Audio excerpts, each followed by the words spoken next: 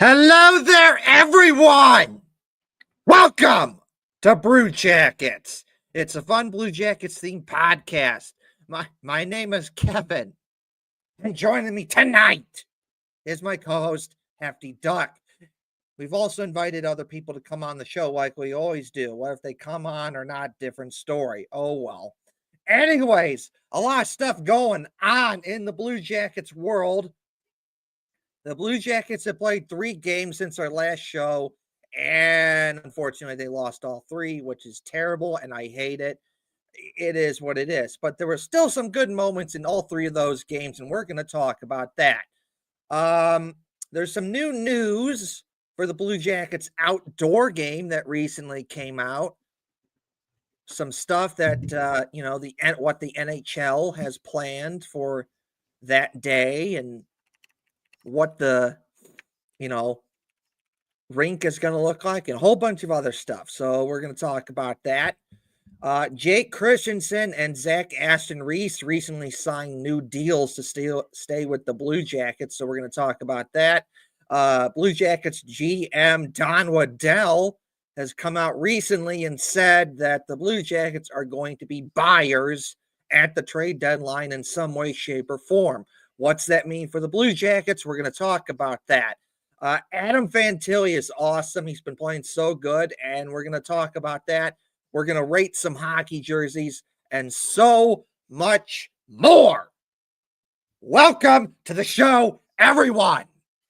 Hell yeah. Welcome in, everybody. I'm feeling a little bit better this week, so I probably sound a little better, hopefully. Yeah, what a week, man. It's been kind of a bummer. 4 losses in a row, 3 of them in the last week. What are you going to do? It's this time of year. Injuries have been kind of getting to the Blue Jackets again. It's just going to happen. I mean, if Jenner and Goodbranson and Chinikov wouldn't be like a long-term injuries, it wouldn't be as big of a hit to the Blue Jackets. But since they are already all out, I mean, what are you gonna do? It's just a bummer. But yeah, on the injury front, there's been some rumors floating around out there, just things that I've been seeing on X, Twitter, whatever you want to call it, and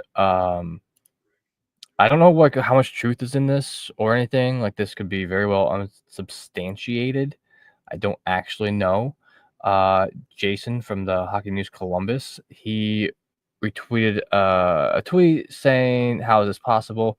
Cincy and CBJ Sports at Hope Cincy Wins says, "Watching at home, did they just say that Marchenko will be right back after the break?" And people below were talking about how his jaw surgery had screws and plates in there, and that can help hold everything in place to heal faster, possibly.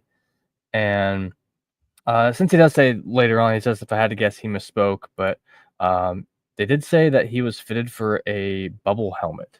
So that's a good sign.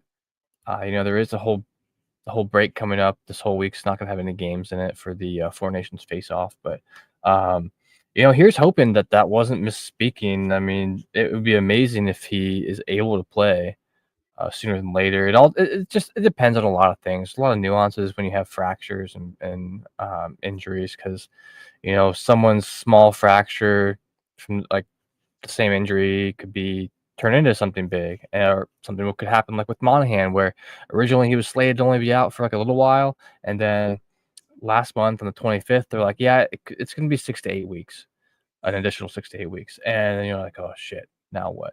But the good news is, after the break, we should probably be seeing Boone Jenner, Chinikov, and then possibly Marchie. Possibly. But what do you think, Kev? What can they do to save themselves from these injuries a little bit? Sometimes you can prevent injuries and sometimes you can't.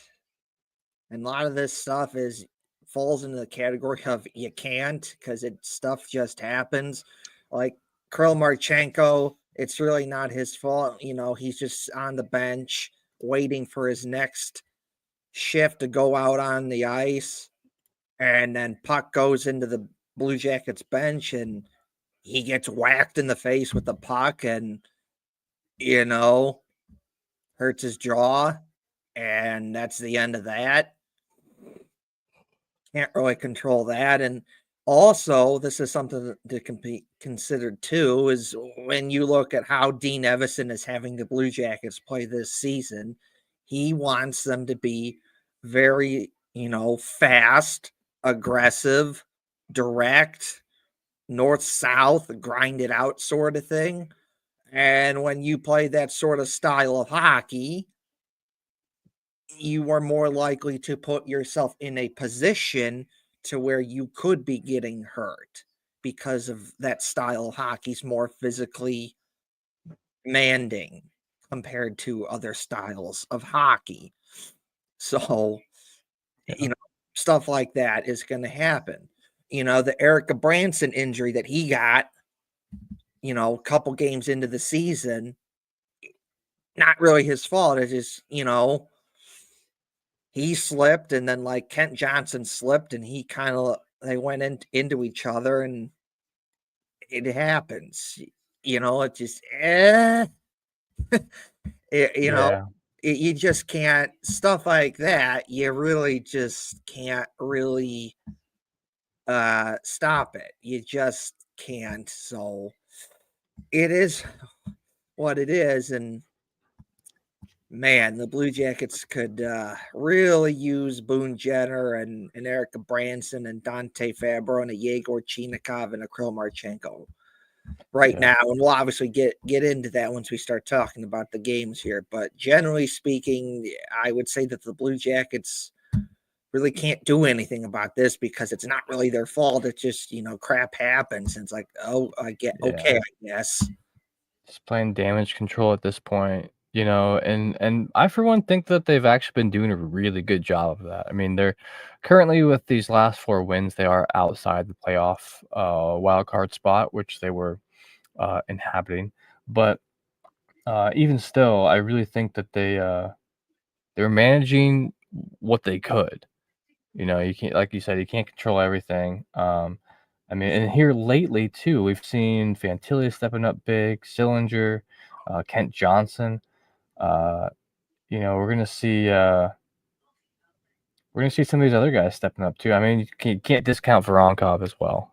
He's Right. literally he's got the second most goals in the team right now at 19. He's 2 behind Marchenko, and they often are on the same line, so it's not like one of them's taking goals from the other. They're both just powerhouses right now. It's pretty sick. But yeah, let's go ahead and jump into some of these games here real quick. So the first game was last. See, that was 2-4. So that was last Tuesday, the day after we did our podcast on Monday last week, and Mhm. the Blue Jackets lost the Buffalo Sabres 2-3 in Buffalo. All right. Bowen Byram started the scoring for Buffalo in the first period, just about 10 minutes in. Got a little snapshot in there. Kent Johnson tied it up, minute 47 into the period. In second period, Alex Tuck. I should probably go look up like all the pronunciations, but I honestly don't care. Alex Tuck, he got 2 goals in the second period to get the lead 3-1. And Provy he got a goal to try to come back a little bit, 3-2, but unfortunately the Blue Jackets were unable to overcome the Buffalo Sabres. Now there was only 2 penalties against each team the entire time. The first one, so this was an interesting way to start off the game. Buffalo after was it Tuck who got hit in open ice a game before? No, so the story behind that is Tage Thompson, who's basically Tage like this. Thompson. That's right. Tage Thompson's one of the star players for the Buffalo Sabres. Got whacked pretty good, and basically no one on the Sabres did anything about it, and that really upset basically the coach and everything. And basically, after that game, he said, I'm paraphrasing it, but he's basically like, you're not going to let something like that ever happen again. And if in the event something like that happens again, you're going to fight someone and Yeah. stand up for your team. And it just so happened that the next game that they played was against the Blue Jackets. And that's why, they fought Matthew Yeah. Olivier. It is what it is. So it is just a way to try and prove a point that like you are going to toughen up and you're not going to let someone push you around sort of thing, and you're going to Right. stand up for yourself. That's basically what it was. Now, going after Matthew Olivier, not the smartest idea, fight someone else, but okay, people do stupid shit sometimes. It is what Yeah. it is. It happens. Yeah, no, absolutely. I thought that it was really funny that of all players then to ask to fight. So Dennis Gilbert for the Sabres, 28 years old. I'm trying to find his stats here. He's the one who he asked. So he has 102 NHL games played. This season he only has 3 assists, no goals. But yeah, he's like, well, I know who I'm gonna ask to fight. Matthew Olivier, the best fighter in the division, if not the league. Poor choice. It was not smart. It did not work out well for him. But they've so that was just the first period. They both got a penalty for that. There was no other penalties at all in the first period, and then there was only 2 in the second period. Dylan Cousins tripped Zach Aston-Reese, and then later on, Damon Severson got a slashing call against Zach Benson, and that was it for the game. So, I mean, yeah, they were fighting. Those are equal penalties. So realistically, there was only 2 other penalties the whole game, and neither team was able to take advantage of their 1 power play. The stats are fairly even overall. Buffalo had quite a few, like a couple more hits, more giveaways. The Blue Jackets. So this has been a kind of running theme in these past few games. They had 29 shots on goal to Buffalo's 21. So they held them to quite a few less shots, but Buffalo was just able to get a couple more in. So what do you rate this game, Kev? It kind of like a 5 or a 6, because there's moments where you look good in that game, including the goal that Kent Johnson scored, which is just outstanding, truly, truly awesome. One of the best goals I've ever seen someone score. And outside of like the Michigan goal that he scored for the Blue Jackets, that's probably the best goal that I've seen Kent Johnson ever score. I mean, the one he had in Colorado this season was pretty good. As he's kind of by the boards and he just sniped it by the goalie. You had no chance, and that one was pretty good. But the one he scored against Buffalo was just basically back like a spinorama backhand goal, and it was just outstanding.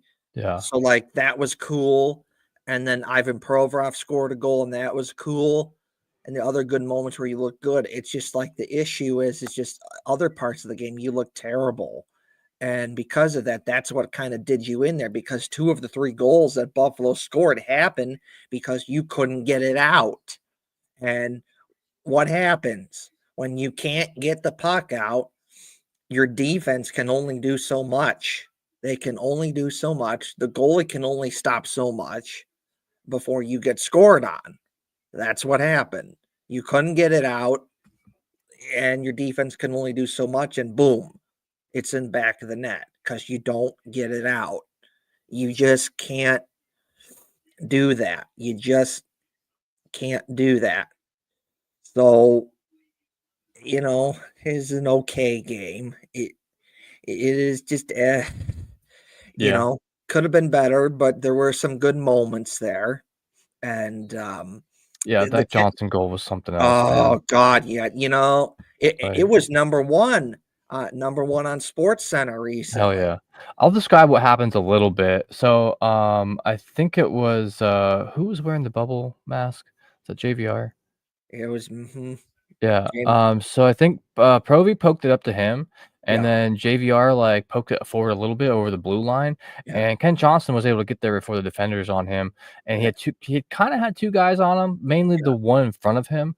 But so he's going up to the left dot of the circle, and he does the hockey stop with his skates, and like in one smooth motion, just slows down, spins around, like to his backside, shot, and just all one smooth motion, boom, slammed it right up into the top right corner. How do you even one think of that in the moment, and then two, do it so well that nobody knows what you're doing, and three, aim the puck well enough to get it. There's just so many things that had to go right for that one thing to happen that all went right. It was amazing. And his celebration afterwards is so cool as well too. It just arms out like, "What?" I know. That was amazing, wasn't it? But Ken Johnson does have that sort of thing where like he scores a goal and then he gets excited and that's just like, "Well, what? Like what do you want me to do? Yeah, I scored a goal. So what? I'm moving on with my life. What now? Are you not entertained? What?" Yeah, that's what I imagine him saying, like, "Are you not entertained?" That's definitely what it looked like. Yeah, it's like, I scored a goal. So what? Anyways, moving on with life. Ken Johnson. So it was something good to sift through all the other dumb shit that happened that game.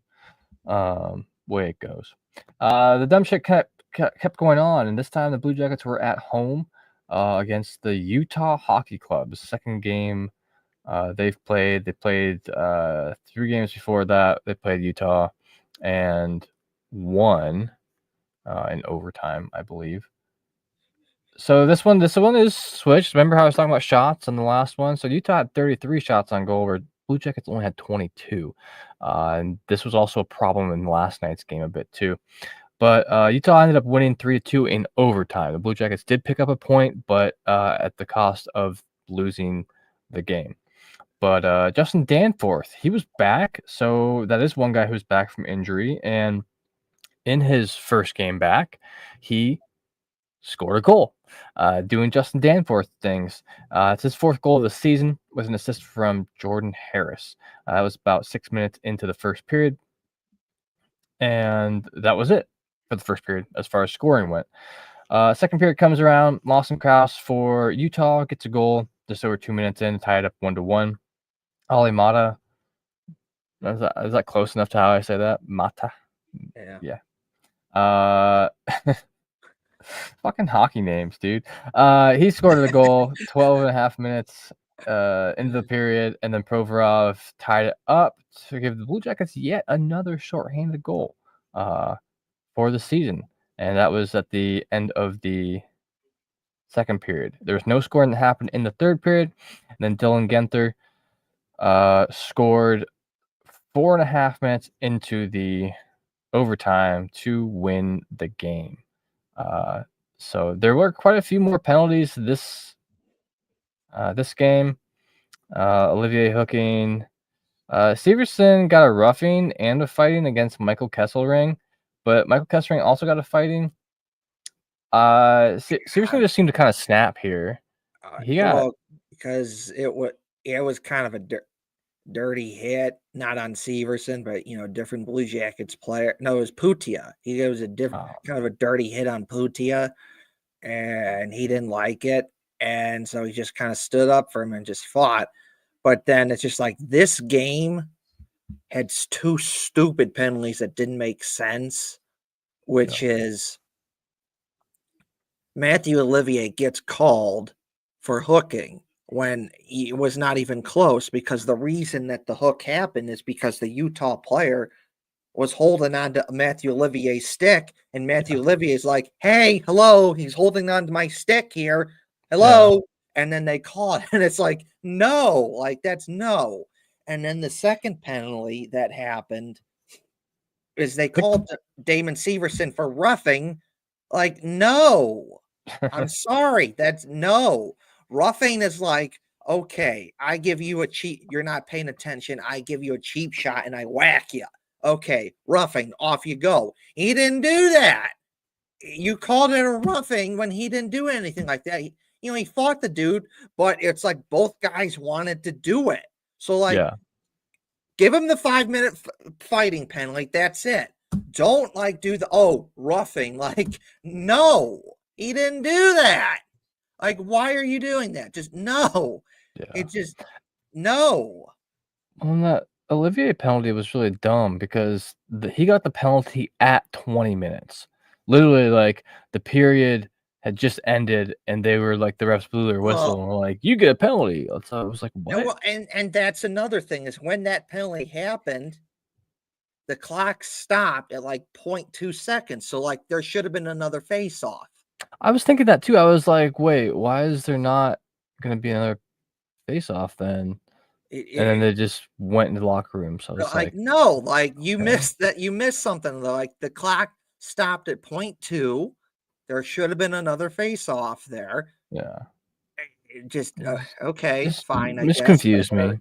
Yeah, It just confused me a lot. Yeah. because I've been watching hockey games for basically just about my entire life, and I've seen that time and time again where it's like 0.2 left to go, and it's like, no, they have the face off, and they do the face off, they finish the period, and then they go to the locker room. I've never seen something like that where it's like, oh, there's still some time on the clock, you need to play, but now we're just gonna go to the locker room. Like no, like finish out the clock, take the face off. Even if it's just a little bit. Um, But that I'll just say my thoughts for this game against Utah. Yeah. It's just I'll be saying this for the game against the Rangers too.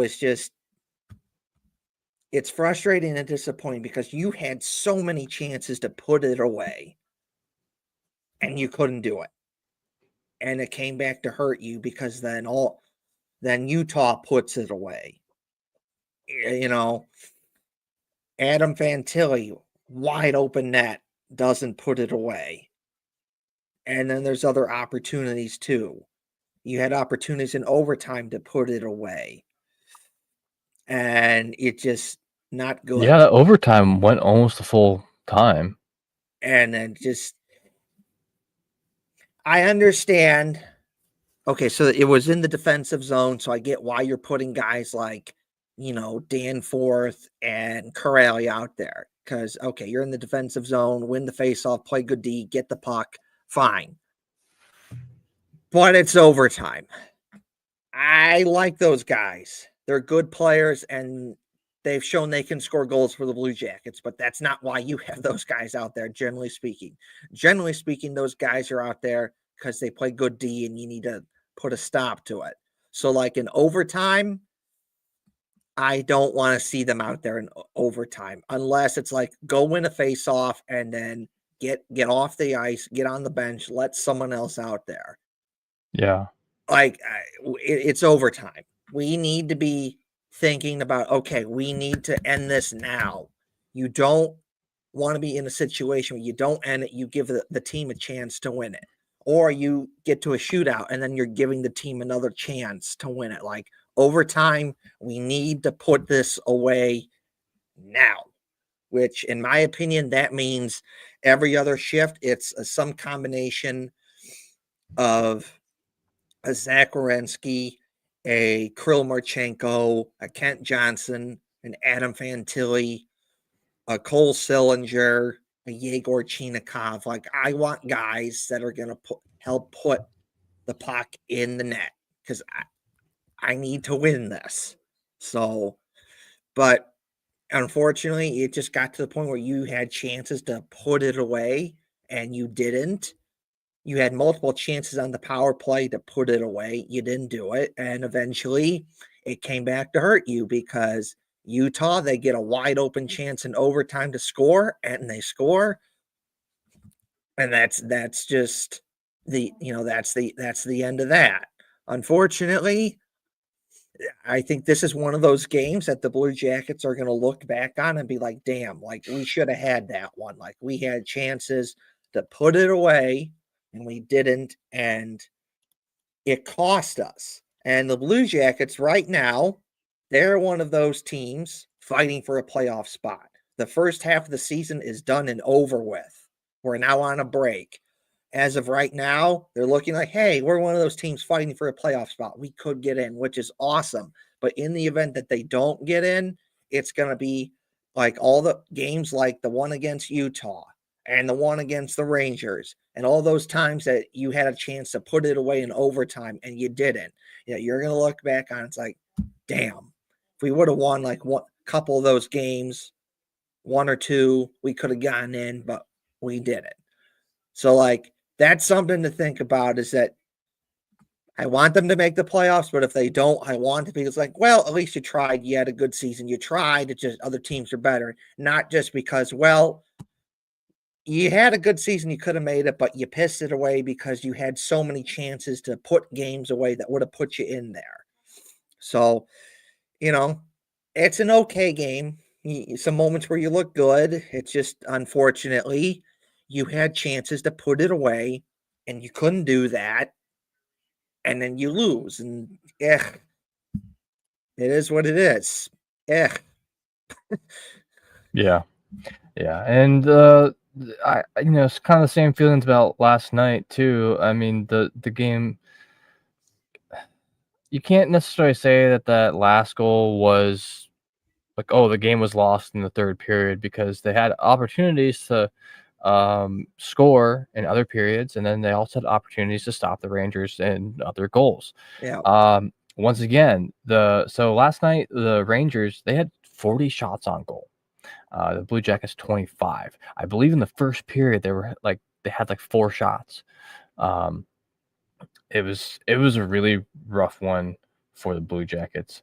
But yeah, Arthur Kaliev.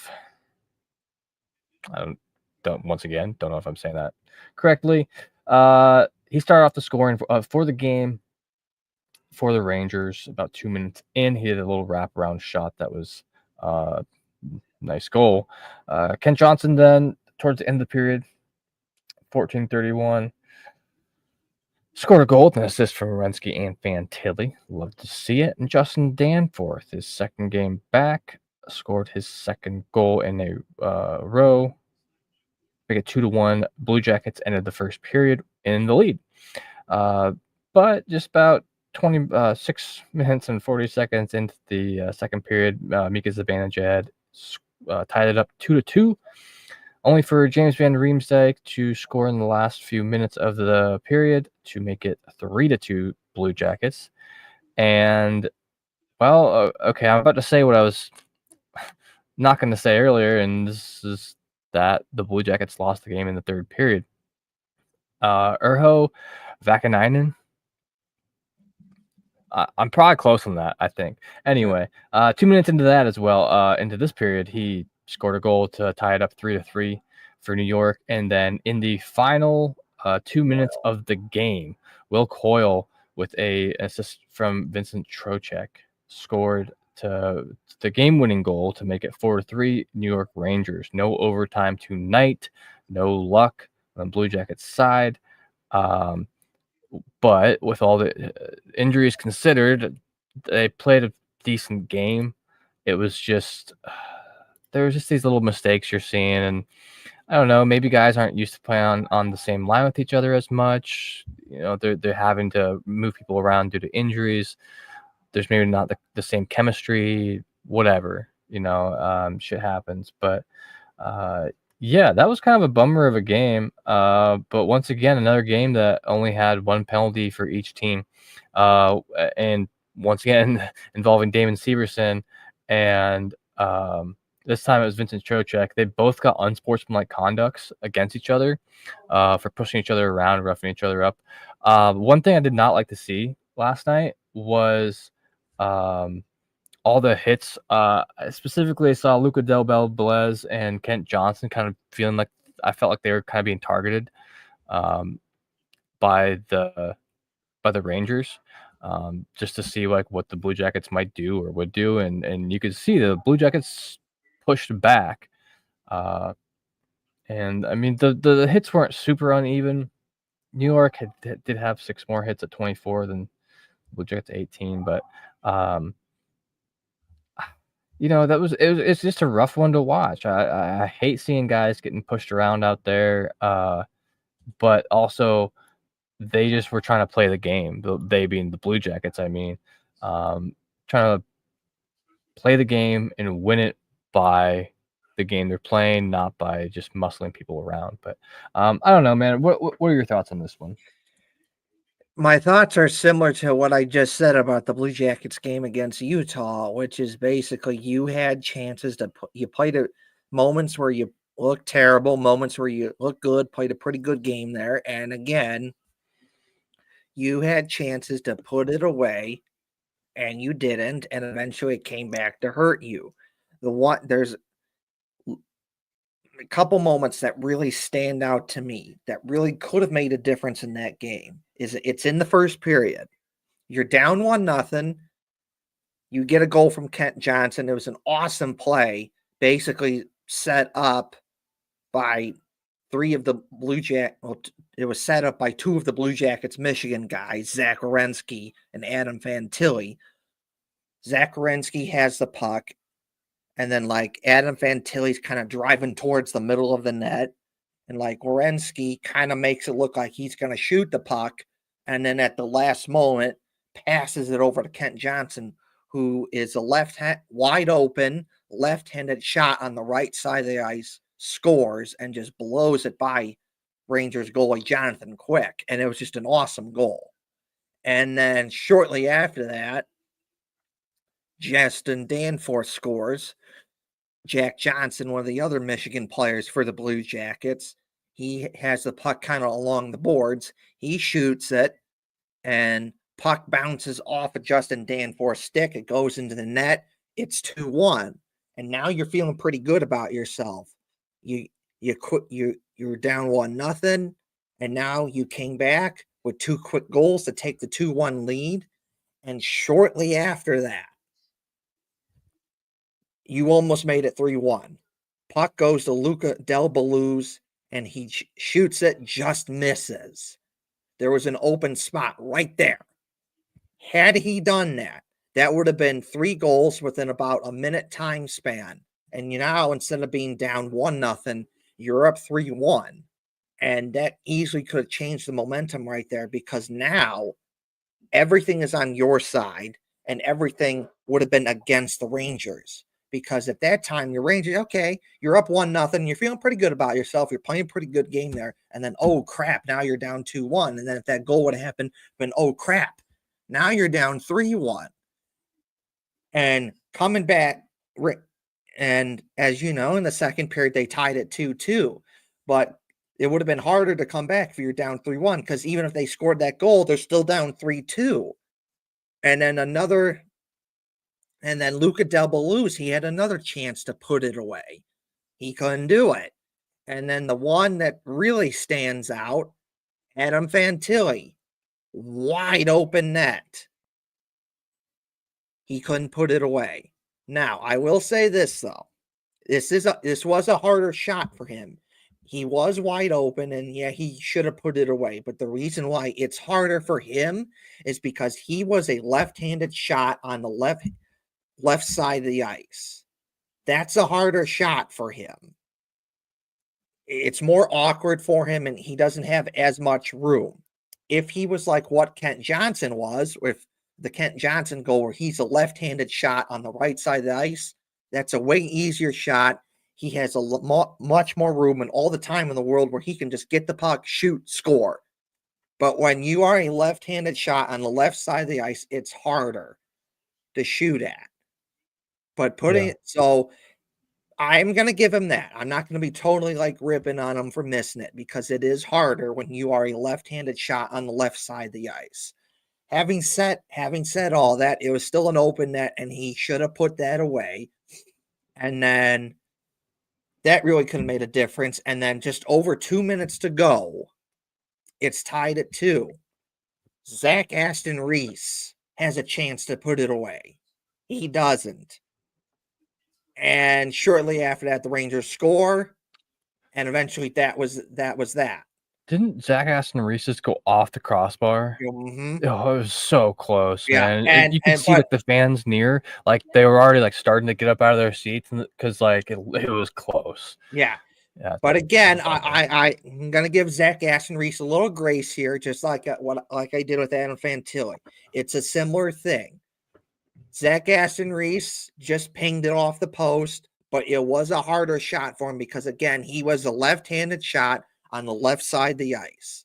So that was harder for him. If he's a right-handed shot on the left side of the ice, that shot is so much easier and more likely than not, that's in. But because he's left-handed shot on the left side of the ice, that's a harder shot for him, and he just pinged it off the post. And shortly after that, he didn't put it away, and shortly after that, the Rangers score, and that ended up being the difference there. Because yes, the Blue Jackets pull the goalie, they don't score. I have some criticism with that. It's like again, Zach Aston Reese and Matthew Olivier, Justin Danforth, they were playing real good as a line that game. They had some good shifts in the offensive zone, so I can see why you're putting them out there to try and get things going. I get that. But again, it's less by a little over a minute to go. You pull the goalie. Just my opinion here. You need offense immediately, like now.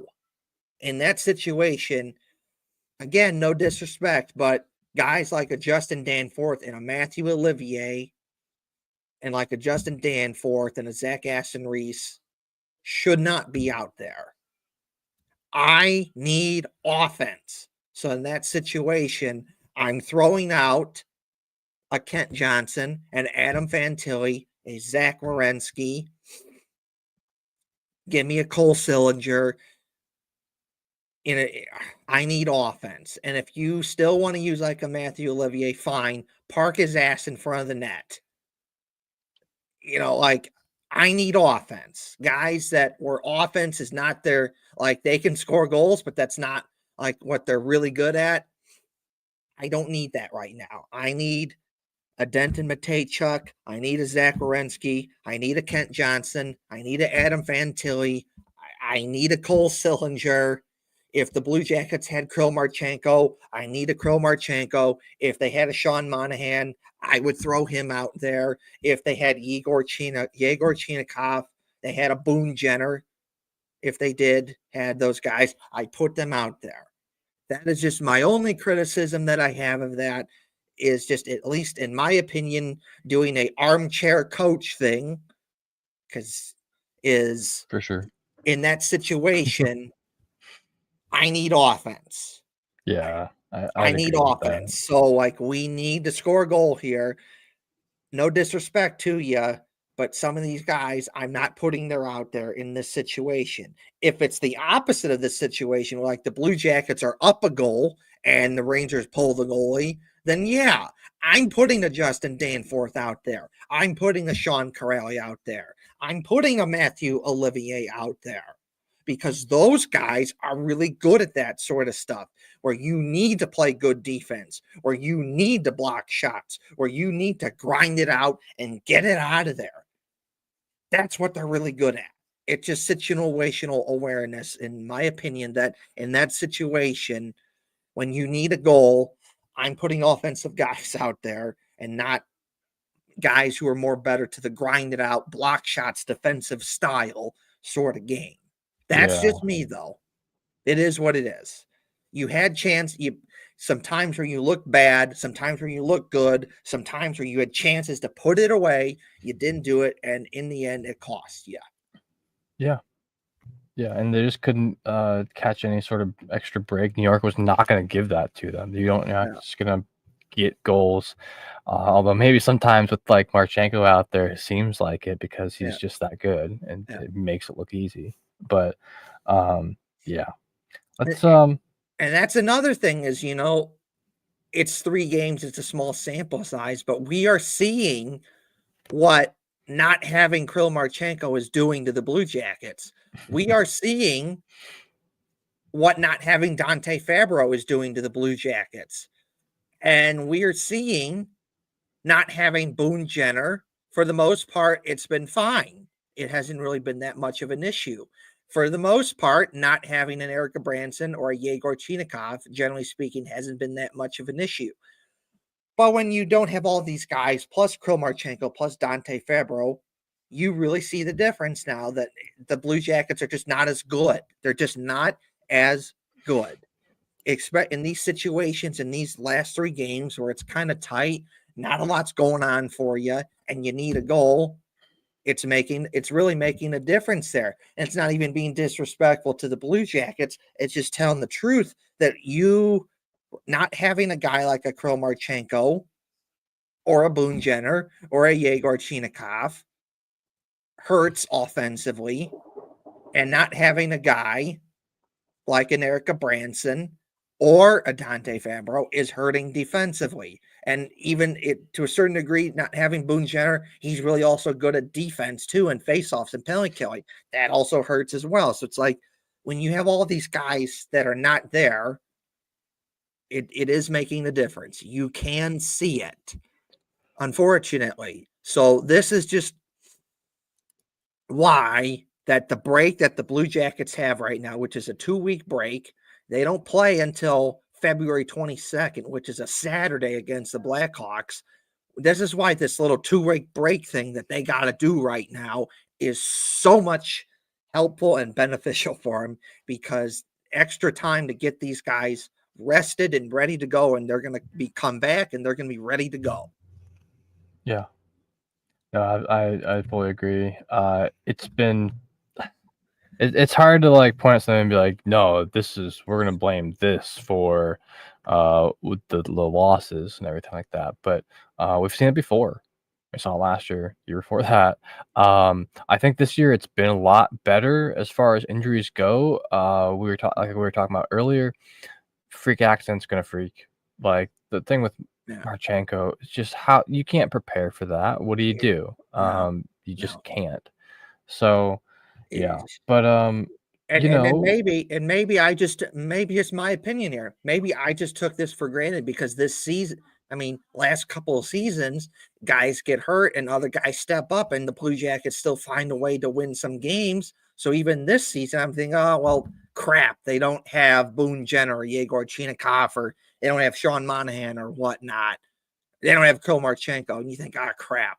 But you know what? You think, it sucks. They don't have it, but you know what? They're going to find a way and fight through it and plug along and still win some games. But maybe I took that for granted because we're seeing what is happening now when you don't have all these guys, unfortunately. Yeah.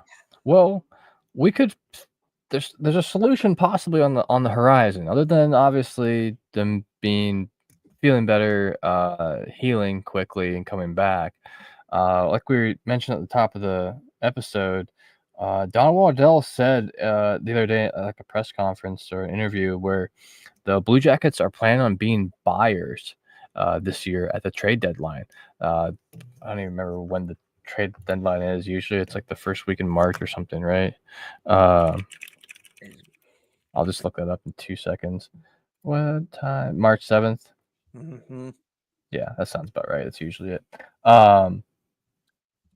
But yeah, the Blue Jackets, right now they're sitting just outside that playoff berth, but it's very possible, very likely, especially with some of these guys coming back from injury after the Four Nations face-off, that they could be back in a contending spot. And I don't even know what's out in the market right now. I've been super busy.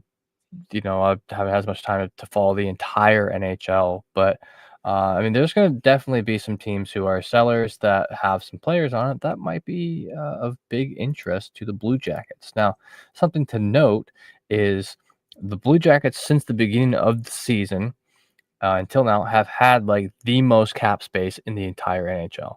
So if there's anyone that is going to needs like a cap dump from their team. Obviously, right now it's a little bit more with all the injuries. When people go on IR, their cap goes with that, and so Current cap space, according to Puckpedia, this is the current total, not projected. Current cap space is God. $52,926,791. I wonder where they get the $791 from. That's interesting. Yeah. But like that is how many contracts that you could sign right there. That's a lot. Yeah. Granted, you can't only have so many contracts on the team at once, but that's what the Cleveland Monsters are there for. Who they've been doing good in their own right. Um, Yeah. but yeah, we could see some more players sent down because like with the injuries too, like when everyone's healthy and comes back, that's like right now, if everyone like came back tomorrow, uh where where'd it go?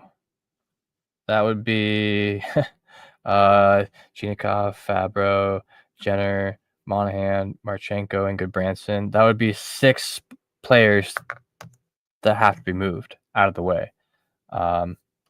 That's what 2 defensemen, 1 defenseman, and like 5 forwards. So I don't know. Like, what do you think the Blue Jackets, even with the like when their players are all healthy, what is still possibly missing from this mix that could really be beneficial to the Blue Jackets? Because personally, I think another top defenseman would be great because they haven't had as big of an issue with scoring. One of the biggest issues is giving up a ton of shots.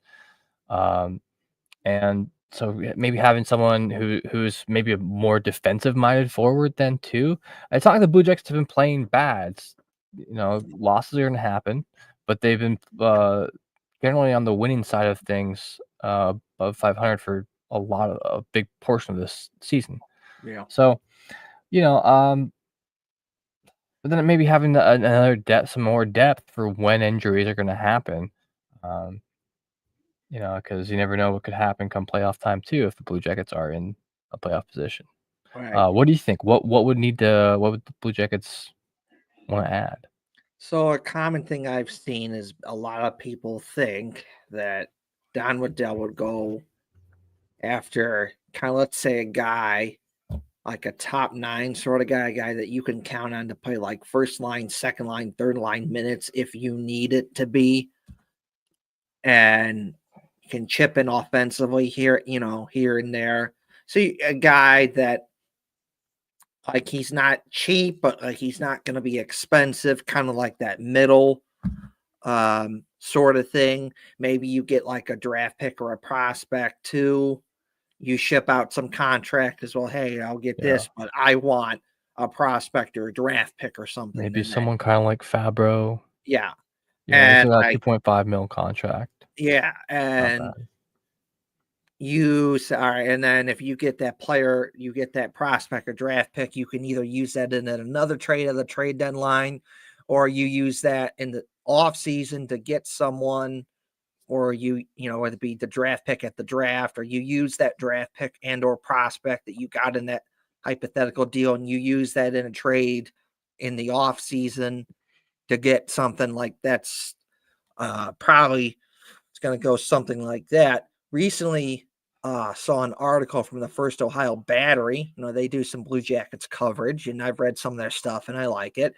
And they recently had their own take on who they might think that the Blue Jackets might go after, and they'll put this up on the screen for some potential guys and their opinion who they think that they might go after, which is the first one they think is Casey Middlestat, who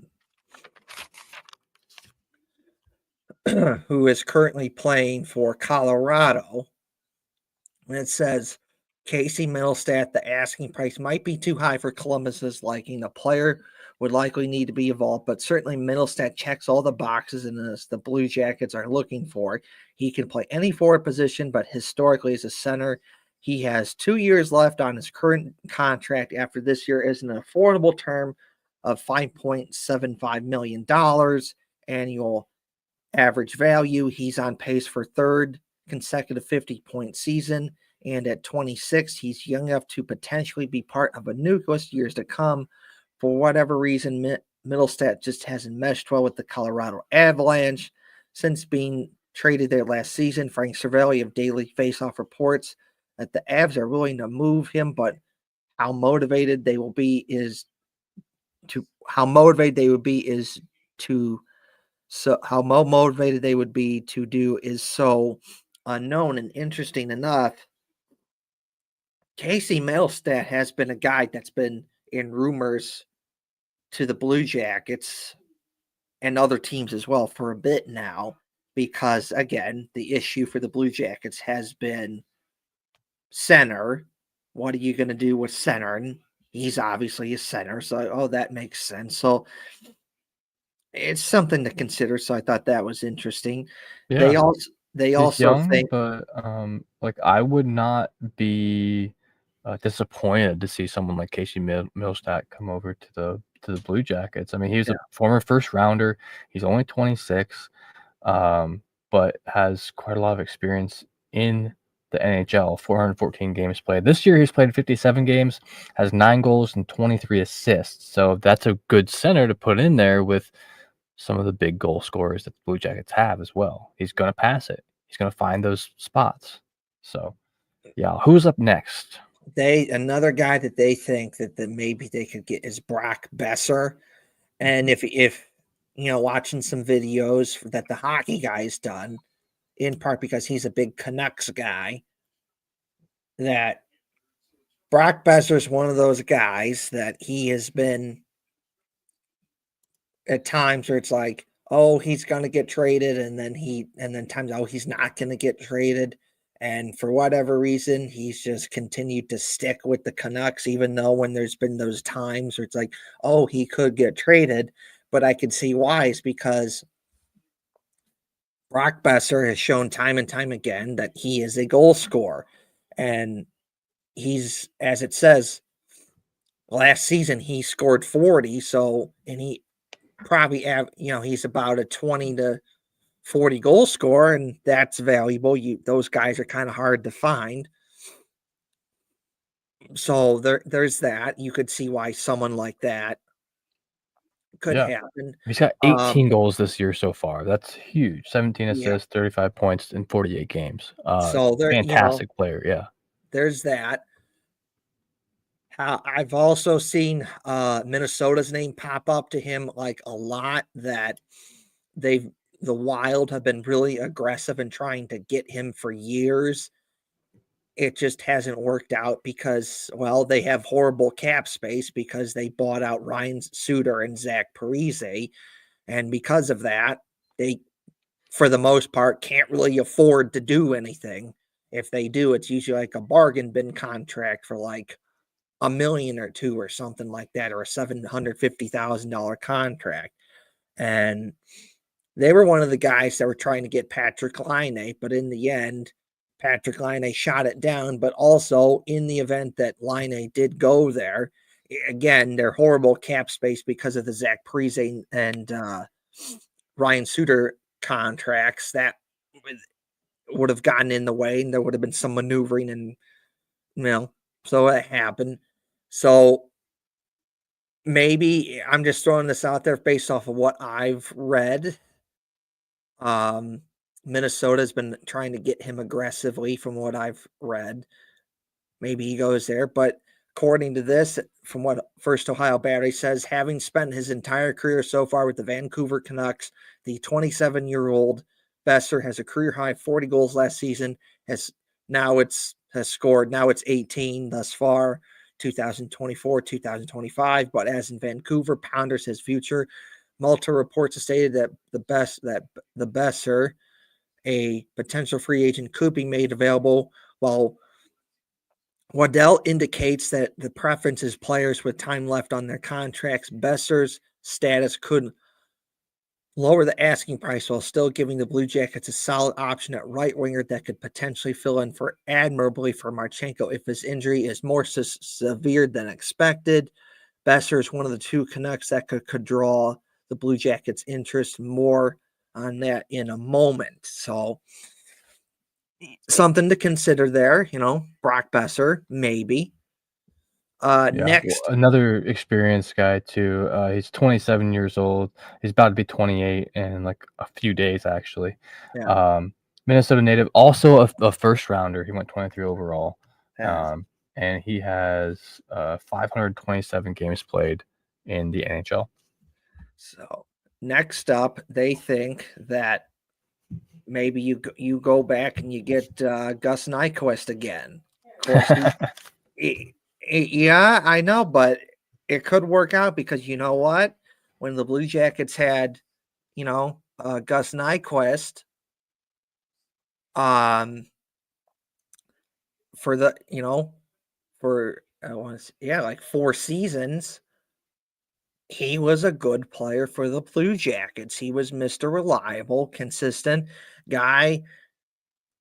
Played first line minutes, second line minutes, third line minutes, offense, defense, power play, penalty kill. He got some shorthanded. He had a game against the Blackhawks where he scored 2 shorthanded goals. And that was the first time ever in Blue Jackets history where you had a guy score 2 shorthanded goals in a game for the Blue Jackets. Gus Nyquist is the only player in Blue Jackets history that has scored a penalty shot in overtime. He did that during the 2019-2020 season against Toronto in Toronto. Gus Nyquist, that same season, also had a hat trick against the Penguins. So there is some reason to get a guy like a Gus Nyquist if you can make something like that happen. And as it says so on the screen, according to First Ohio Battery, they write, another pending free agent still could be intriguing for Waddell. Nyquist is no stranger for Columbus. He played 200 games with the Blue Jackets before being traded at the deadline during the 2022-2023 season. The 35-year-old had a career 75 points last season with the Nashville Predators, though he's just picked up 20 points, 9 goals, 11 assists through 51 games this season.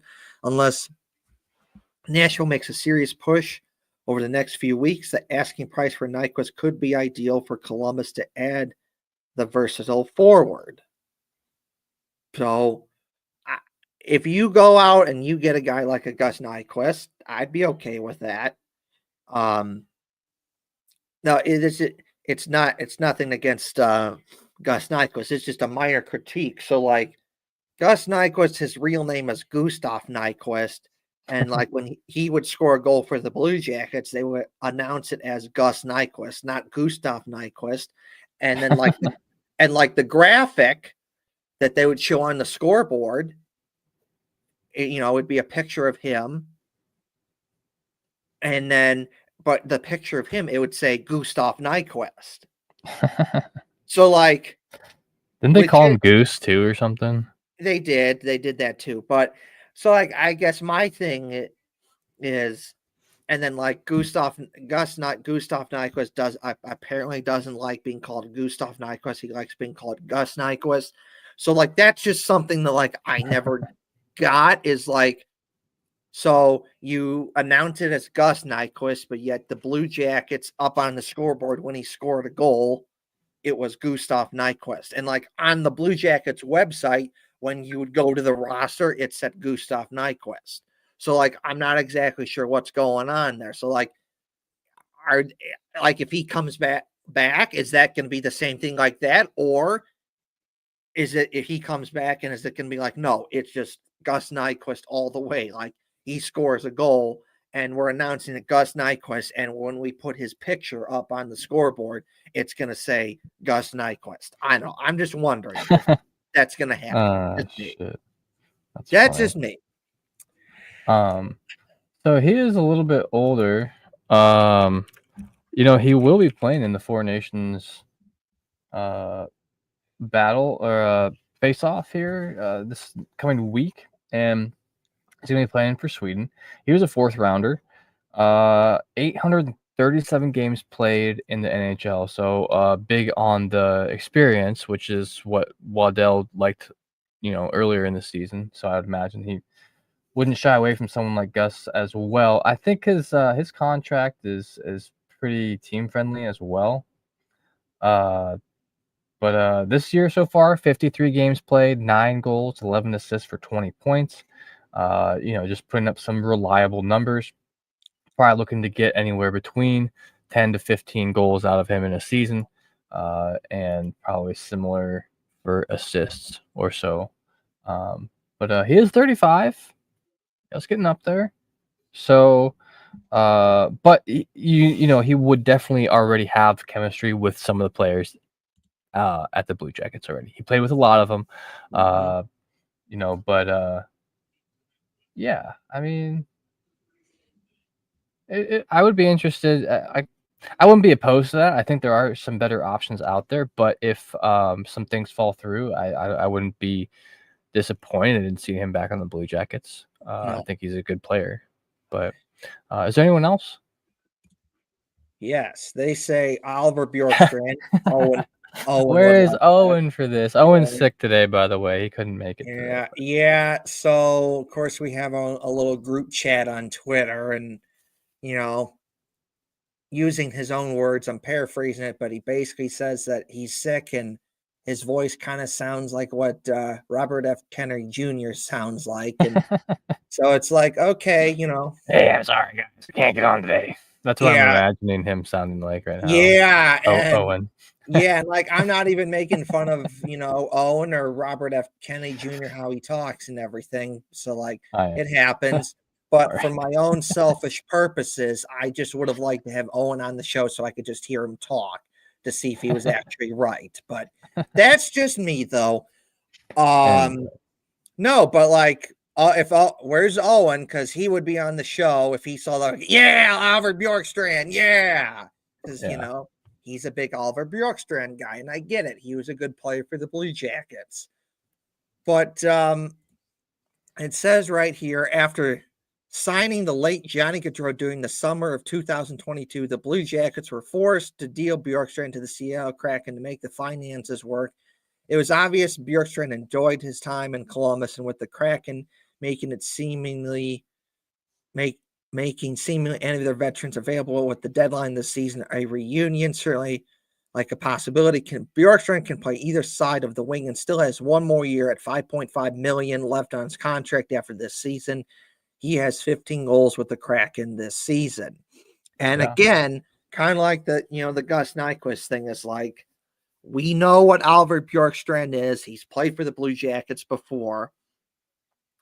Good player. He can play up and down the lineup. You need first line minutes, he can do that. You need second line minutes, he can do that. You need third line minutes, he can do that.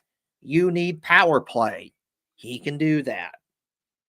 He's just offense, he can do that. He's gotten better on defense, he can do that.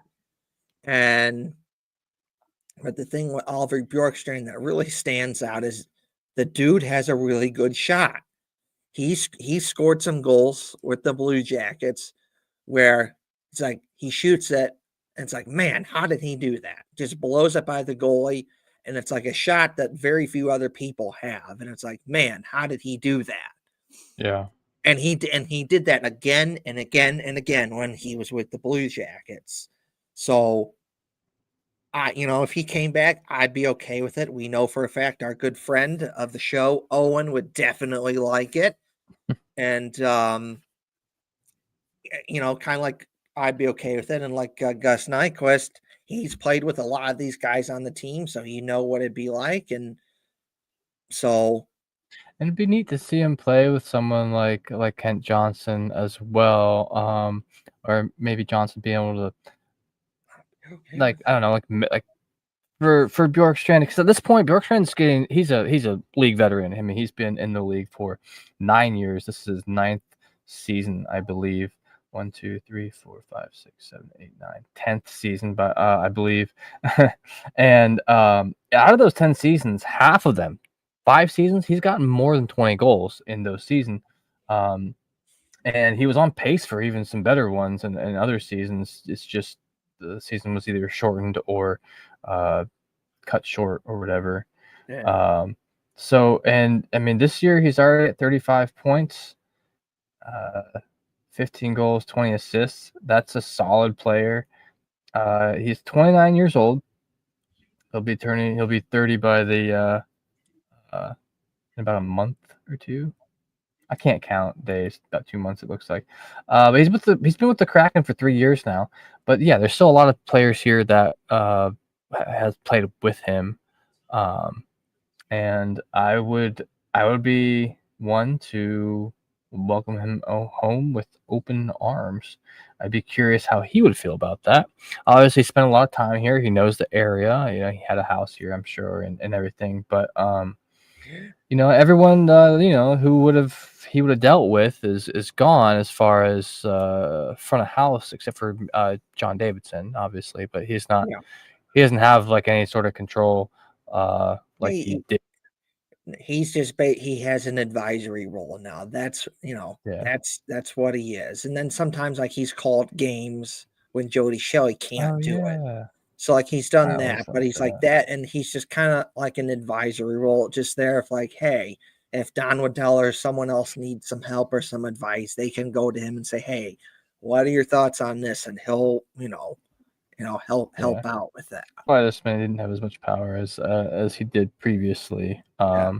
You know, and it's not even. I mean, Yarmo traded Bjorkstrand away, and Yeah. I felt it was just a really knee jerk reaction. But you know, When, you're not gonna when, tell Johnny Gaudreau no. I believe they said that in the Behind the Battle where right, they right. talked about This signing him. what you see, we played this clip on the show too, is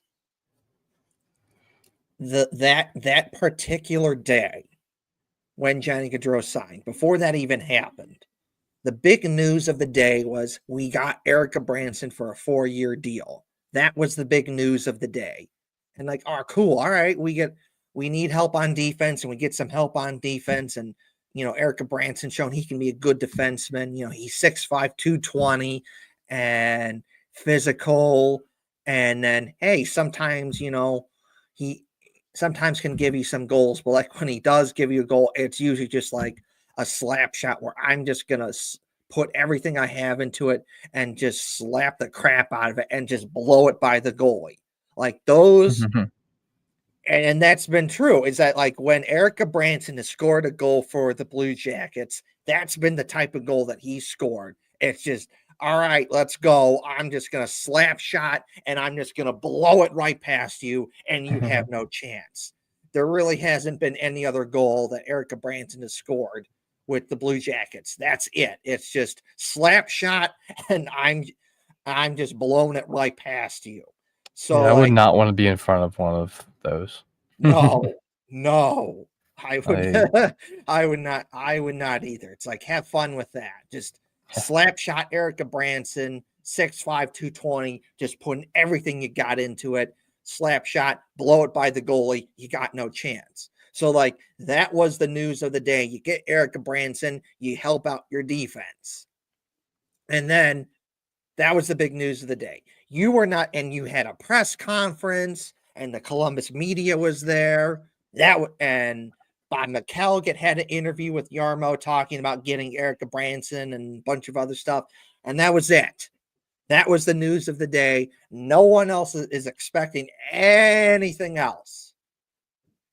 And then the Johnny Gaudreau stuff happens because Erica Branson goes to goes to Derek Dorsett, who then goes to Rick Nash. And as you see in the clip, Rick Nash is like, I'm paraphrasing it, but he's like, Johnny Gaudreau wants to sign with us. And then you see it in the room, and I'm paraphrasing it, but they're Yarmo and everyone in the room is like, wait, like, what? What? Johnny Gaudreau wants to sign with us? And now it's like they're left scrambling because it's like, uh-oh, what do you do? What do you do? This totally random thing out of nowhere. Johnny Gaudreau says, oh, I want to play for you. And they're like, uh-oh. Okay, well, I guess we got to say yes, because when one of the best players in hockey says, I want to come play for you, you have, in a sense, you basically have to say yes, even though maybe it didn't necessarily make sense at that point in time from a rebuild perspective to sign a guy like a Johnny Gaudreau. But when a guy like a Johnny Gaudreau says, I want to play for you, it's like, well, you have to do it. And it kind of left the Blue Jackets scrambling. And you see that in that clip from behind the battle when they signed Johnny Gaudreau. They were scrambling like, like, what do we do? Johnny Gaudreau wants to play with us. I sign him, I guess. And they went along with it and they got him. And because of that, you had to give up someone. And there's also, and I've talked about this before, but there's been reports out there in the Columbus media that if some people say, "Oh, yeah, get rid of Jacob Voracek," or do Nyquist or this or that. Well, it's been reported in the Columbus media multiple times that for something like that to happen, you would have had to given up a prospect or a first-round draft pick. And can you imagine the outrage that would have happened had the Blue Jackets done that? Because that season, 2022-2023, was not a very good season for the Blue Jackets. Injuries and a whole bunch of other stuff. Yeah. A whole bunch of other stuff. And then you pick top 3, and guess what? In that hypothetical scenario, you traded away your first-round pick, and now you have a crappy season, and you don't even get Adam Fantilli. So that's the unfortunate reality, is that something like that had to go, and Oliver Bjorkstrand was, in Jarmo's words, the best of the worst options. So it had to be done, unfortunately. Because you had to save money to pay for Johnny Gaudreau and Patrick Laine. But it happens. And now, unfortunately, the Blue Jackets are in a spot where they don't have Patrick Laine and they don't have Johnny Gaudreau. So, or Bjorkstrand.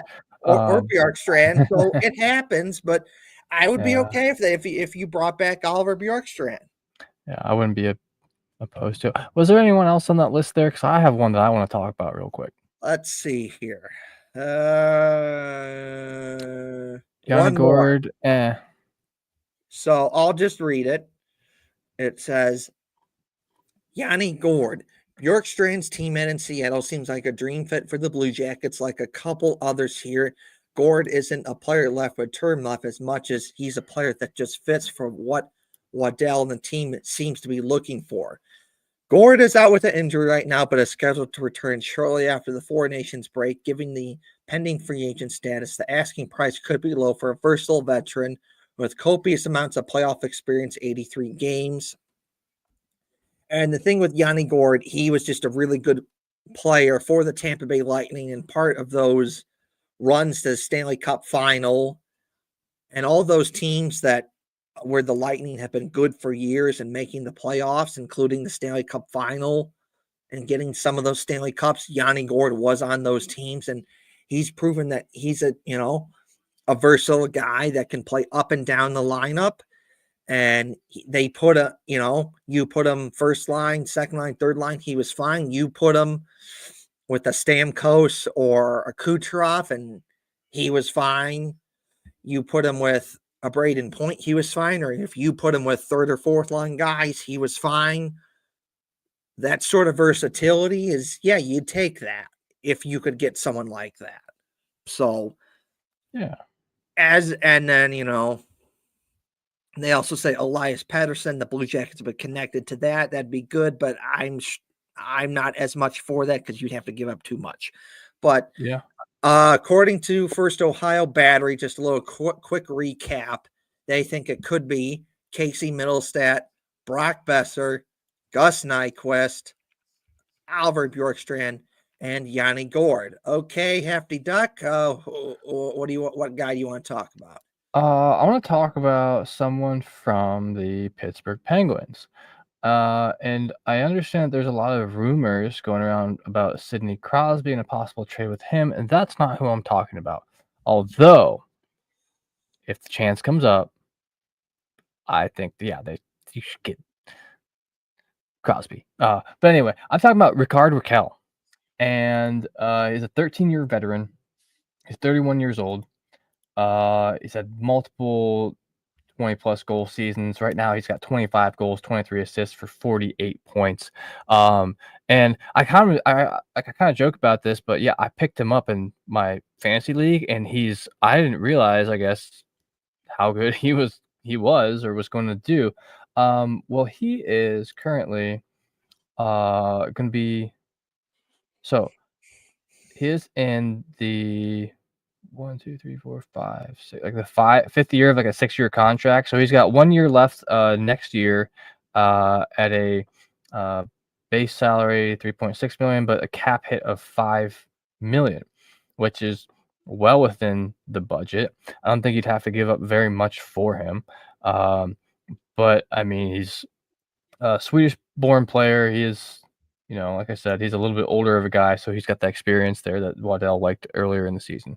Um, but yeah, I just think that he would be a good fit at the Blue Jackets. I mean, he's got 25 goals, like I said, 48 points. So that's you slot him in, and boom, he's like one of the top players then on the Blue Jackets, right, with those stats.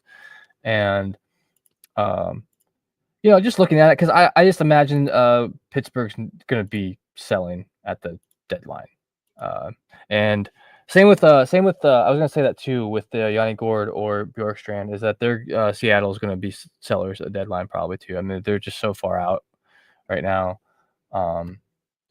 and so that's my name to throw in the bucket there. Ricard Raquel, uh, absolutely killing it this year on a losing team. But yeah, that's it. Cool.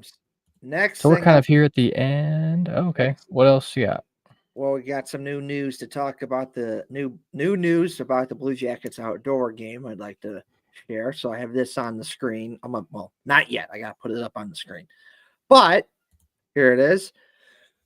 So Dave Holmes, one of the many people in the Columbus media, recently was at a press conference that the NHL had at Ohio State to talk about the Blue Jackets outdoor game that they're going to have at Ohio State. And here's some of the stuff that are happening. So from Dave Holmes on his Twitter page, it says NHL news conference on the outdoor game at Ohio State. Some highlights: pre-game skull session in quotes at St. John's Arena, featuring the Ohio State band, the best damn band in the land, or also known as TBDBITL,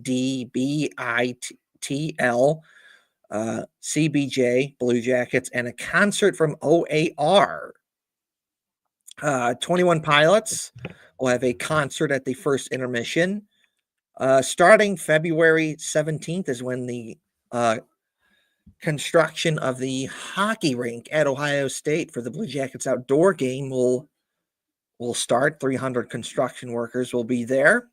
The field design for the Blue Jackets outdoor game will be revealed next week, and it will have, I'm told, it will have an Ohio State vibe and in-game tributes for the Gaudreau family and Ohio State football team. Also, let's see, is it no, nothing. And then also said in this press conference that Dave Holmes doesn't mention here is that there'll also be tributes to the Ohio State women's hockey team who won the national championship last season against Wisconsin. Also, so that's cool. And this has been reported by Aaron Portzline and a bunch of other people in the Columbus media. The Cannon is going to be at the Blue Jackets outdoor game. So that's going to be cool. The Cannon is going to be at the Blue Jackets outdoor game. Skull session, if you don't pay attention to Ohio State, that's basically what Ohio State does before every football game, where they go to St. John's Arena and it's like a little pep rally, Yeah, and like like a the pep Ohio rally. State, yeah, and like it's a pep rally, and like the Ohio State band plays some music, and usually like the Ohio State fight songs, and then usually like a football player from Ohio State's football team says something, and the football coach says something. So, it's been obviously when Jim Trussell was there, he said something. And when Urban Meyer was there, he said something.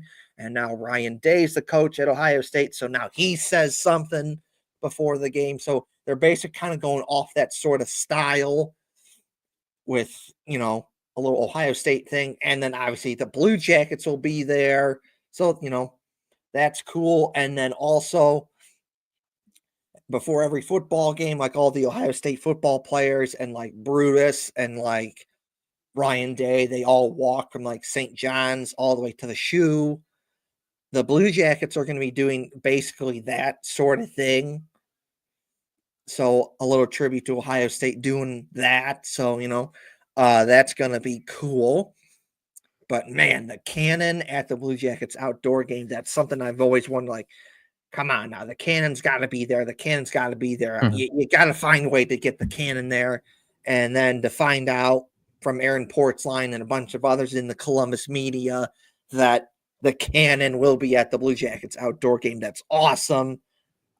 I'm looking forward to that. It's just going to be great. So that's cool. So that just some updated stuff on the Blue Jackets outdoor game. Some cool news. Just throwing that out there. Recent news. I've wanted to talk about this on the show, the last two shows, and I've forgotten about it. So, like, I'm not going to forget about it this time, which is this. Shout out to Zach Ashton Reese for recently signing a 1-year contract and extension with the Blue Jackets. He's played really good with the Blue Jackets, been a good third line, fourth line guy for the Blue Jackets, and heck, even played second line minutes earlier in the season when they needed him to do that with Adam Fantilli, and played good, a little offense, a little defense, a little penalty killing, third line, fourth line. So he's earned it. Shout out to you, Zach Ashton Reese. And Jake Christensen has also recently signed a new 2-year extension with the Blue Jackets. That's another guy that's really stepped it up, that's really earned it. He's played really good with the Blue Jackets this season defensively, even getting some offense here and there with the Blue Jackets. But that's a guy that's really earned it because for years he was up and down with the Blue Jackets and the Monsters. He played for the Monsters for a little bit. Then he'd go up to play for the Blue Jackets for a little bit when they needed him. And then they send him right back down to go play for the Monsters for a bit. And then call right back up to the Blue Jackets. And that's just a guy that just stuck with it, never really complained, and he waited for his chance. He waited for his turn. And when his turn was here, he took that spot and he has not given it up. He's just played awesome, and I just like it. So He's kind of low key, but he is one of only 5 players who have played in every single game this year. yes. You don't always hear him. He's got 1 goal, 6 assists. He's a defensive defenseman. It's not what he's out there for, is to score goals. But only 1 of 5 to be playing in every single game. The 5 are Fantilli, Provorov, Olivier, and Corrali. Then Christensen, obviously. So shout out to you, Jake Christensen. You have played pretty good, and you and Zach Ashton Reese, you have earned yourself a contract. So that's cool. Couple last things for me is I said we would rate some hockey jerseys, so we are gonna have some fun and rate some hockey jerseys. So first, it's a little we got some Big Ten jerseys to share. First off, we're going with Minnesota. I think these look cool, but my favorite of Minnesota is their yellow jersey with like the old school kind of looking gopher sort of thing. And he's got a hockey stick in his hand playing hockey. That's cool. I also like the yellow color, so that's cool. I like the Gopher the best too. Yeah, the Gopher, the Gopher is really the best. It's got that old school look, and he's playing hockey, and that's cool. And I like the yellow color, then the red, and then the white. Is it just me, or does their M not look like an M? It looks like an upside down W. Yes. Because the sides of it are like angled outwards instead of straight up and down, like how Yes. Michigan's, I guess, would be. But yes. Yes. Weird. So if I had to say, okay, yellow is number 1, red is number 2, white number 3. I would agree with all of those picks. But that yellow jersey with the Gopher logo, I really like that. That really stands out. So that's cool. That's cool. So nicely done, Minnesota. On to of course, Ohio State played Notre Dame this past weekend. Friday, Saturday, and I saw this picture that Ohio State hockey posted, and I just loved it. It's like, ooh, I got to show that on the show, which is this one right here. So the reason why I like this is I like the good color contrast. Obviously, Ohio State, I like the red jersey. The helmet is like in the style of the football team, and it's got like the Buckeye leaves on it. My only slight criticism, I wish they had like gray pants or something to break up the red, because that's a lot of red for my liking. Yeah, there's a lot. We need gray pants or something to break up the red. Otherwise, it's pretty good. What I really like about Notre Dame's look is like it kind of Very looks old like, school, very classic. yes, Like that guy could have walked out of like the '50s or something. yes, it is a very old school look that Notre Dame has, and it's kind of like a kind of old school, all old school looking white that you'd see in like an outdoor game sort of thing. I like that. But the thing I really like about this is I really like that the gloves and the pants, because it kind of gives, like you said, Hefty Duck, it gives off that old school hockey sort of look. Like when you think like hockey from like the 1950s, that's sort of the look right there that you get. And that's what I really like about that. That kind of Yeah, the pants and the gloves, that kind of old school looking, like yellow gold sort of thing. right. It's definitely gold. Yeah. And then you can kind of notice. I don't really notice it because of the ice and the boards being right behind them. Is that the white of the Notre Dame is slightly off white as Yes. well. It's like Yeah. not fully cream colored like how the Blue Jackets one white is on the third jersey, but Yeah. definitely not just straight white like on Ohio State's uniforms. Yeah. So It's pretty cool. So Ohio Uh, State, if I had to say, just get some like gray to pants or something to break up the red. so if I had to pick just a sweater, I would go with Ohio State's. Yeah, Notre Dame's is really cool. I like the ties, like they have like the little ties up near the neck. yeah, But if I had to go for the whole outfit, I think Notre Dame wins this one for me, just with yeah, these. yeah. I agree with that. I do. If it's just a Yeah, jersey, it's Ohio State, but if it's the whole thing, it's Notre Dame. It just looks better, and it's like good color contrast because you have the yellow with like the off colored white, and then there's like blue letters outlined in like the gold. yeah, And I really like those pants and those gloves that Notre Dame has. It kind of gives that old school sort of look you see from like the 50s or like in an outdoor game sort of thing. So like yeah. The I only thing really I like that. don't like is the shiny gold helmets. That's it.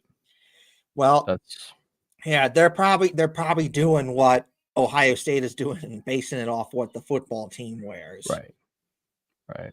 I mean, and Michigan does that too. Like Michigan's hockey team also does like the thing like, hey, we're gonna base our hockey helmets based off of what the football team wears. So it just might be like a trend within big schools in the Big Ten that hey, Mhm. our hockey teams are gonna have helmets that look like the football team. Yeah, they have like a brand, Yeah, and like the whole school kind of follows that.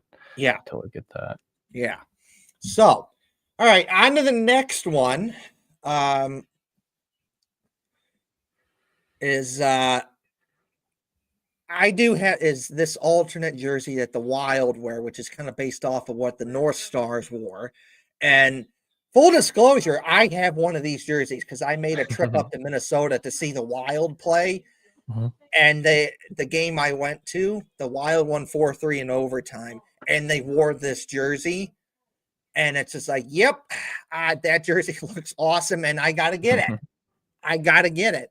And last season, when the Blue Jackets were in Minnesota, the Wild were wearing these jerseys, and I'm like, damn, those are good jerseys. Like, I got to get one of those jerseys. Like, generally speaking, I don't get other teams' jerseys. But like when I saw that, I'm like, damn, that just looks good. And I'm going to get it. So Yeah. last season, last March, actually, when I went up to Minnesota to see the Wild play the Predators, they wore this jersey. And I'm like, yep, that looks good. And I went to the team store and I got one of those. It's just awesome. And what I like about it, it is a nice tribute to like what the North Stars wore in the 70s. That's why it says 78 in the background, as in 1978.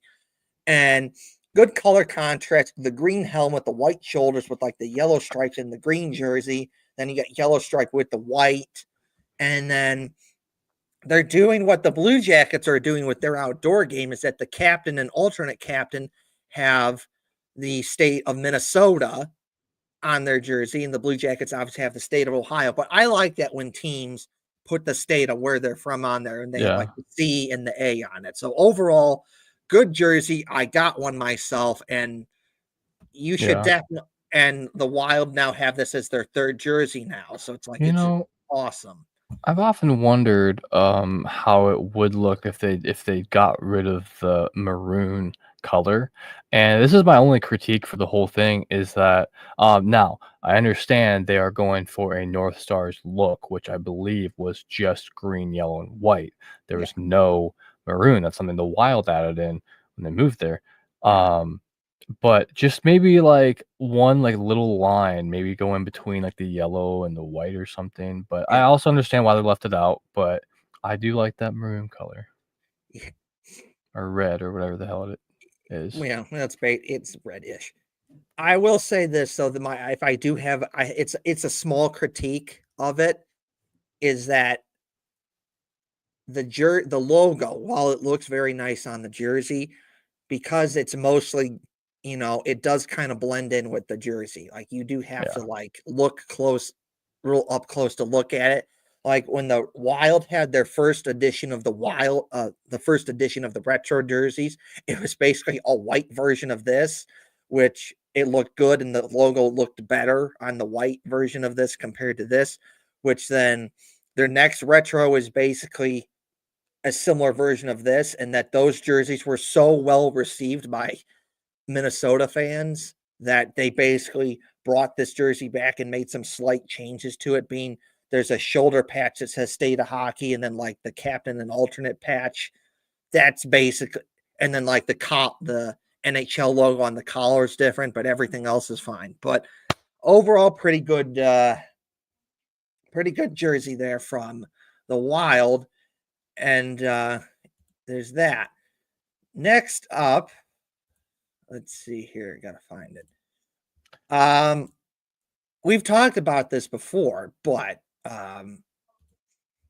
you can now get the Blue Jackets outdoor game jersey at the Blue Jackets store. Before that, it was only available online through the Blue Jackets website, the bluelineonline.com.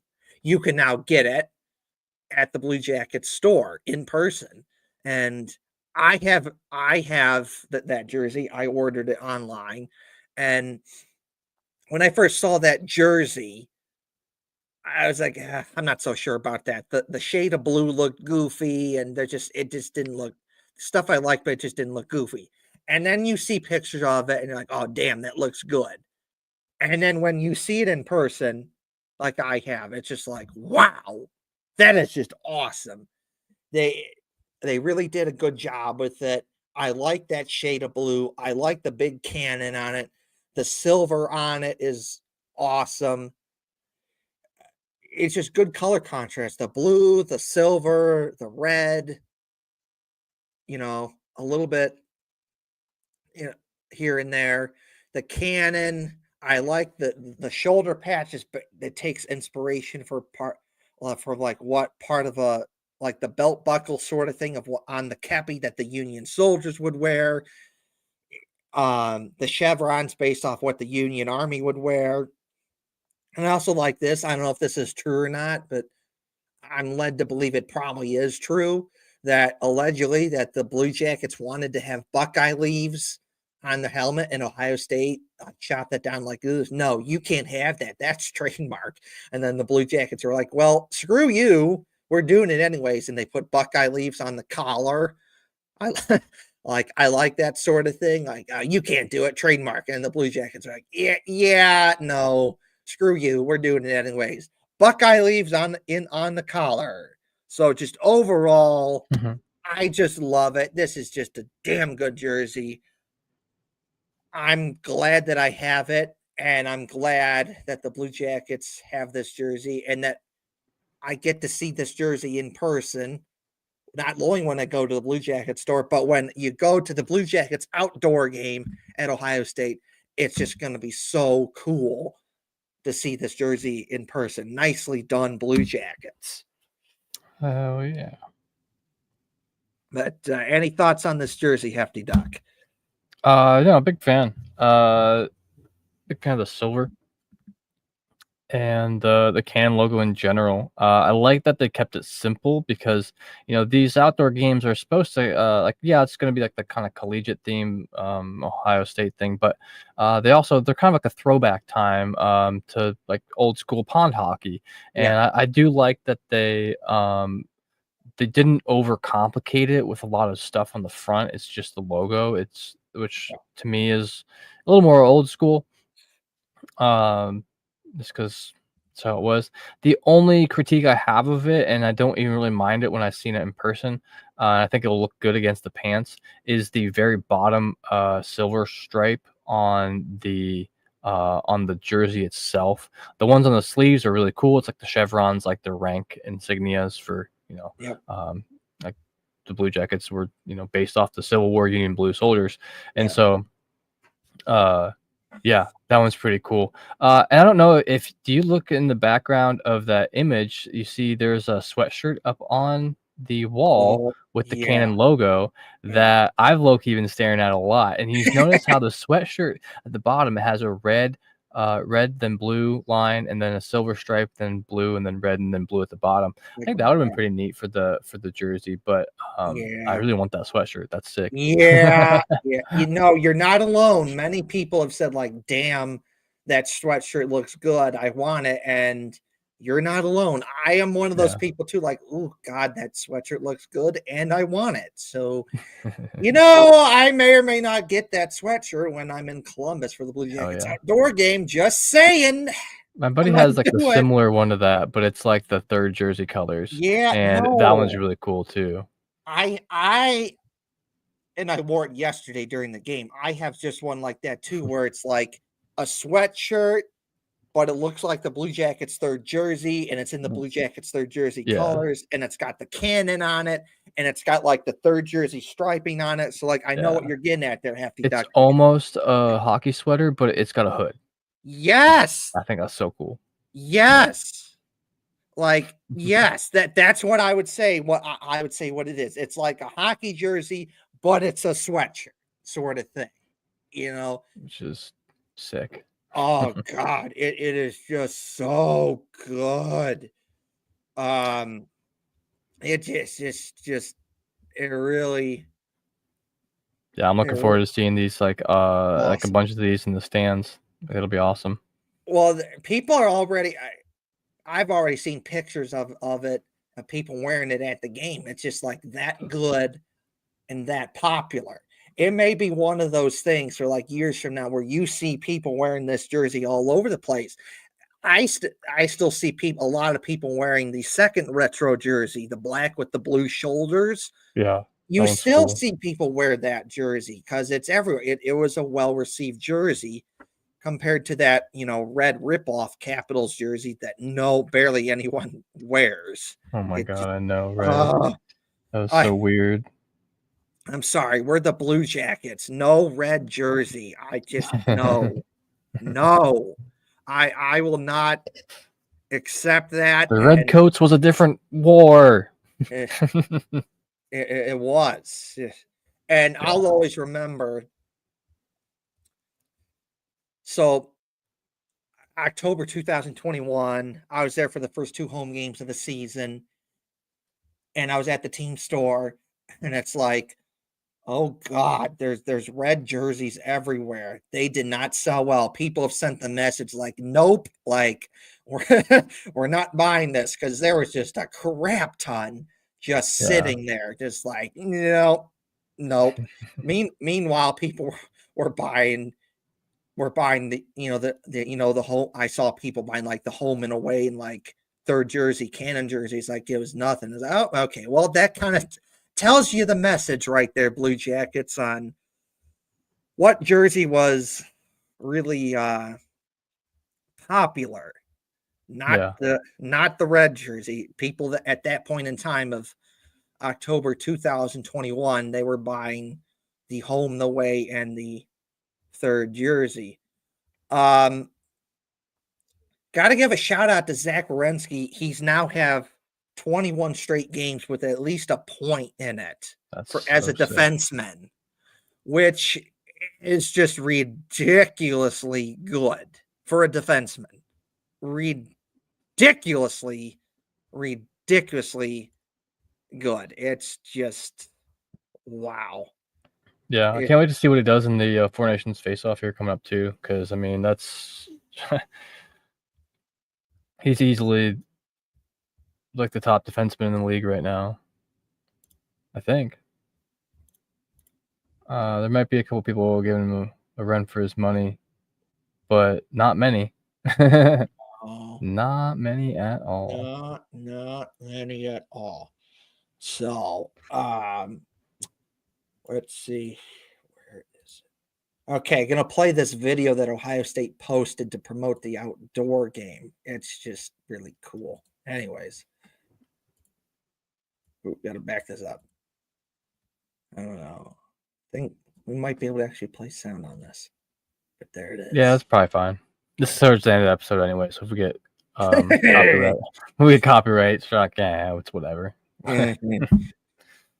Yeah, you know. But there it is.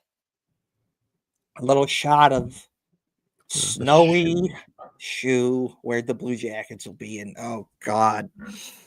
It's just gonna be awesome. I hope the weather's nice that day. God, I want it to be cold with just a touch of snow, just Yeah, perfect for that outdoor set the hockey game scene. vibe. Set the Totally. scene. Uh, Totally. it's just wow. Anyways, so let's see. Okay, I got a couple more things, and we'll get we'll get out of here. Um,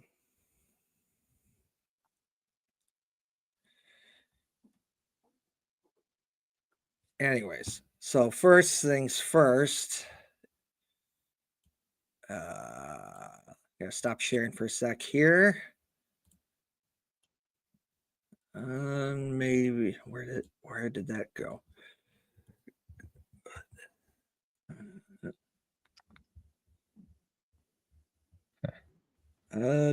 Okay. I play this on the show, and we're talking about the Ohio State, and we've talked about Michigan and the Blue Jackets outdoor game sort of thing.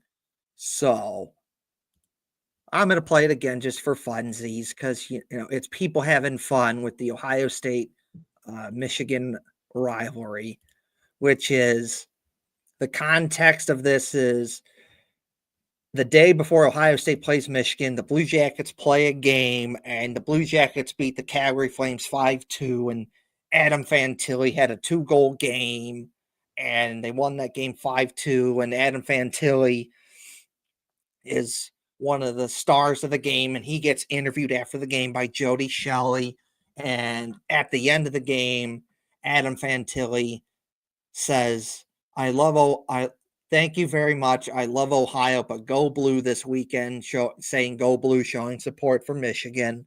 And then Jody Shelley jokingly booed him, and the crowd jokingly booed him. And everyone just, everyone had fun with it. And that's what I like is that people are able to have fun with it and jokingly joke around with the whole Ohio State Michigan thing.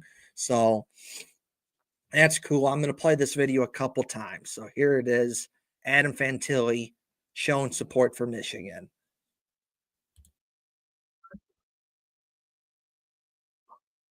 You didn't pull it up. Oh, I got you there. yeah. Oh, okay. Hey, put it on the bingo card. Kevin forgot to pull it up. I usually free do space. that. So, anyways. All right, let's try this again. Take 2, action. Thank you very much. I love Ohio, but go blue tomorrow. Boo. Thank you very much. I love Ohio, but go blue tomorrow. Boo. Thank you very much. I love Ohio, but go blue tomorrow. Boo. All right. Thank you very much. I love Ohio, but go blue tomorrow. Boo. Thank you very much. I love Ohio, but go blue tomorrow. Boo. Thank you. All right. So that's the end of that. Anyways, I just think that's great. You know, just people having fun with it, with the whole Ohio State Michigan thing. Adam Fantilli's probably gotten shit on because he went to Michigan. Like, you went to Michigan. Go Bucks, Ohio State sort of thing. And that's him jokingly giving it right back, showing support for Michigan. And I just like it that they're able to have fun with the whole Ohio State and Michigan thing. That's just cool. I like that. So there's that. You should totally go get a tattoo from Hefty Duck. He's got a cool new tattoo job right now. And you know, if you're in the new Philadelphia, Ohio area, go check out Hefty Duck. Check it out. Go get a tattoo from Hefty Duck. Go get a tattoo from Hefty Duck. He does good stuff. Discounts if it's a Blue Jackets tattoo, and I'm not actually kidding about that. Look me up on Instagram, lance.schrock.tattoos. So if you're looking for a tattoo, go get a tattoo from Hefty Duck. Go get a tattoo from Hefty Duck. Just do it. Hit me up. Yeah, hit up Hefty Ducks. If you're looking for a tattoo, go find Hefty Duck. Anyways, you should totally like, share, and subscribe to the YouTube channel. Tell your family, tell your friends. That would be greatly appreciated. Please like, share, and subscribe to the YouTube channel. That'd be greatly appreciated. Like, share, subscribe to the YouTube channel. And as I always do, you know, got to give a shout out to William, friend of the show. Nice little suit and tie there, William. Looking good. Love the suit, the tie, the orange tie. And as I always do, got to give a shout out to my awesome Uncle Doc. Love you, man. Love talking hockey with you. Love hanging out with you at family parties. Seeing you at Christmas and Easter and St. Patrick's Day and Thanksgiving and birthday parties and family get-togethers, family parties, and so much more. Love talking hockey with you. Wish you were still here, man, so I could talk to you about how your favorite team, the Blackhawks, are doing and how the Blue Jackets are doing. And you may have liked the Blackhawks, but because of me, you became a big Blue Jackets fan. Because of me, the Blue Jackets became your second favorite team. And wish you were still here. Of course, the Blue Jackets are playing the Blackhawks. That's their next game, and could talk to you about that, how we think that game is going to go, who's going to win it. Is it going to be the Blackhawks? Is it going to be the Blue Jackets? So, thank you for everything, Doc. I wish you were still here so I could talk hockey with you. You are missed. I wish you're still here. And shout out to my awesome Uncle Doc. Thank you for everything. Rest in peace, Uncle Doc. So, and you know, check out Union Blue Soldiers. Check out Union Blue Soldiers. It's a fun Blue Jackets themed group that I do. We do marches to cheer on the Blue Jackets. If you've been to a Blue Jackets game within at least the last 5 years or so, you've probably seen the Union Blue Soldiers march on the scoreboard at a Blue Jackets game. So check out Union Blue Soldiers. We do marches and so much more. Follow Union Blue Soldiers on all social media platforms. and check out Union Blue Soldiers. All right. I'm done talking. I am out. Oh yeah, brother. Well, this has been yet another episode of the Brew Jackets. Don't forget to like and follow us everywhere that you are watching from and we're at. If you'd like to listen to our podcast instead of watching us live or whatever, you can check us out. We're on Spotify, Google Podcasts, Apple Podcasts, everywhere you can find podcasts, we're there. Yeah, we'll be here again next week. Despite the Blue Jackets not having any games for a while, we'll be continuing the show.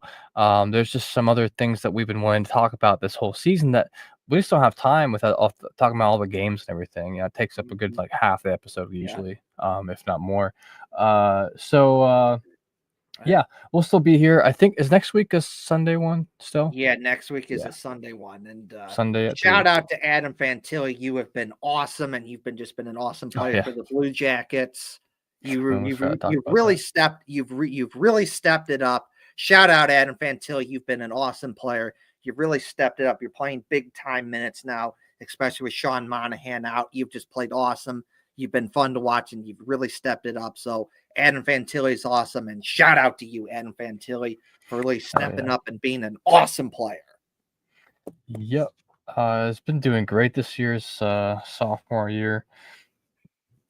And looking forward for some more stuff from him too as he gets older and more experienced in the league. But yeah, I think that's pretty much all we have today. I don't have anything more to add. So we will see you here 1 week from today, same time, same place. We'll be live next Sunday at 3 p.m. in the afternoon, Eastern, by the way. So thanks all. We'll see you then.